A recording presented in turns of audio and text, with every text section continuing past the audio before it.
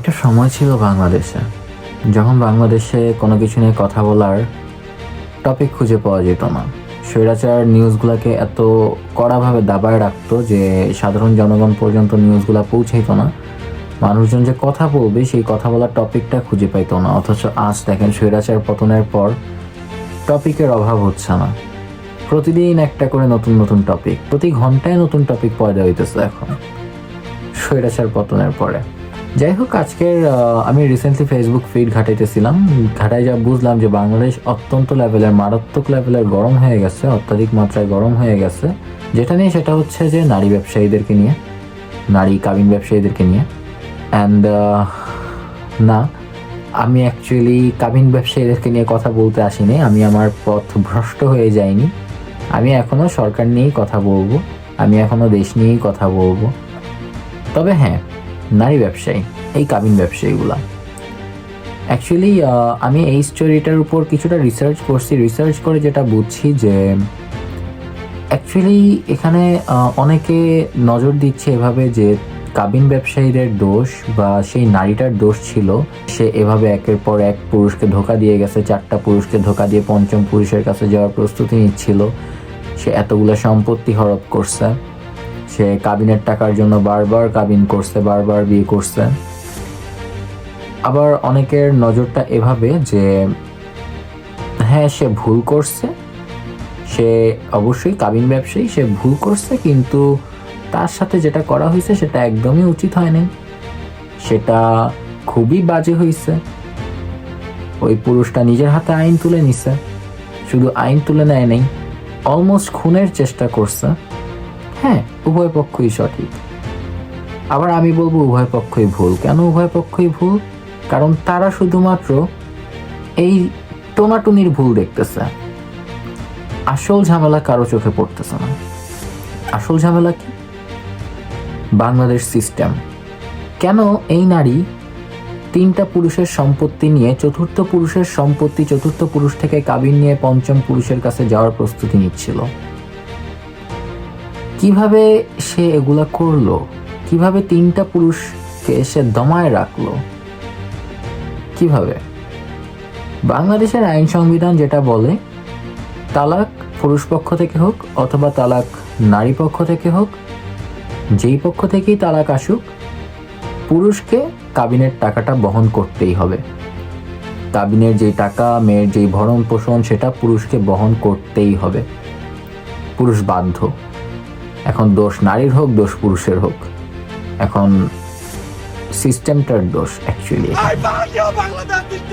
কারণ যেখানে সিস্টেমটাই এমন, সেখানে অবশ্যই যে কোনো নারী সাহস পাবে যে আমার কাছে তো সুযোগ আছে, আমি যদি ওরে ডিভোর্স দেই, আমার অধিকার আছে ওরে ডিভোর্স দেওয়ার, কোনো কারণ ছাড়াই ওরে ডিভোর্স দেওয়ার অধিকার আছে, আমি ডিভোর্স দিব, ডিভোর্স দিলে আমি টাকা পাবো, আমি ডিভোর্স দিব, ডিভোর্স দিয়ে আমার রূপ আছে, আমি আরেকজনের কাছে যাব। তার রূপ ছিল, সে আরেকজনের কাছে গেছে, আবারও সে ভাবছে আমি আবারও ডিভোর্স দিব, আমার রূপ আছে, আমি আরেকজনের কাছে যাব, টাকা পাবো, কাবিন পাবো। বাংলাদেশ আইন তো এখানে কিছু বলতে পারবে না, কি বলবে?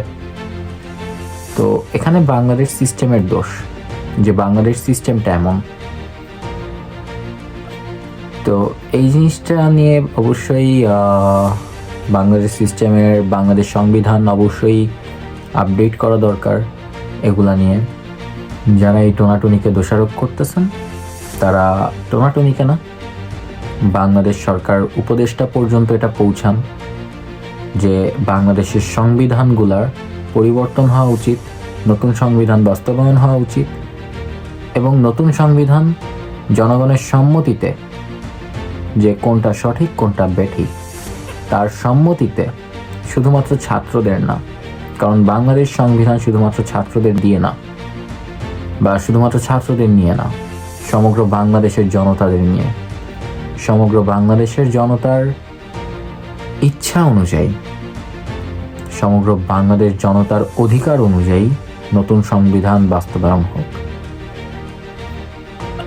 সো এই পর্যন্ত আমার কথা ছিল যে যারা এসব করতেছেন, যারা ফেসবুকে পোস্ট দিতেছেন, তারা আপনাদের এই সময়টা অন্যদিকে কাজে লাগান, বাংলাদেশ সরকার উপদেষ্টা পর্যন্ত এই নিউজটা পৌঁছাতে কাজে লাগান যে এই কাজটা কেন হয়েছে, এই কাজটা অবশ্যই বাংলাদেশ সিস্টেমের কারণে হয়েছে। 4টা পুরুষের জীবন ধ্বংস হয়েছে এবং একটা মেয়ে আজকে এত বাজে অবস্থায় হাসপাতালে। এই মেয়ে হয়তো এটা ভাবতো না, বাংলাদেশের সংবিধান যদি এমন না হইতো এই মেয়ে হয়তো একটা বিয়ের পর এটা ভাবতো না, বা প্রথম বিয়ের পর হয়তো কোনো কারণে সে ডিভোর্স হয়ে গেছে, পারিবারিক মেলামেশা হয় নাই, পারিবারিকভাবে বনে নাই, সে দ্বিতীয় ঘরে গেছে, তখন কিন্তু তার মাথায় হয়তো এটা কাজ করছে যে আমি তো প্রথম থেকে এত ইজিলি পেয়ে গেছি, আমি এটা থেকেও আগাইতে পারবো এবং ইজিলি আমি পেয়ে যাব। সো নিজেদের সময় এখানে নষ্ট করবেন না এবং এই সময়টাই কাজে লাগান। বাংলাদেশের সরকার উপদেষ্টাদের পর্যন্ত এই তথ্য পৌঁছান যে সংবিধান পরিবর্তন হওয়া দরকার, নতুন সংবিধান বাস্তবায়ন হওয়া দরকার। এবং হ্যাঁ, যেই স্টোরিটা ইতোমধ্যে ঘটে গেছে, অবশ্যই এটার একটা সমাধান আমরা চাই যে এইটার উপর ভিত্তি করে, এই স্টোরিটার উপর ভিত্তি করে আমাদের সংবিধান পরিবর্তন হোক, আমাদের সংবিধান পরিবর্তনের কার্যকলাপ শুরু হোক, এখান থেকেই আমাদের বিপ্লব শুরু। ধন্যবাদ।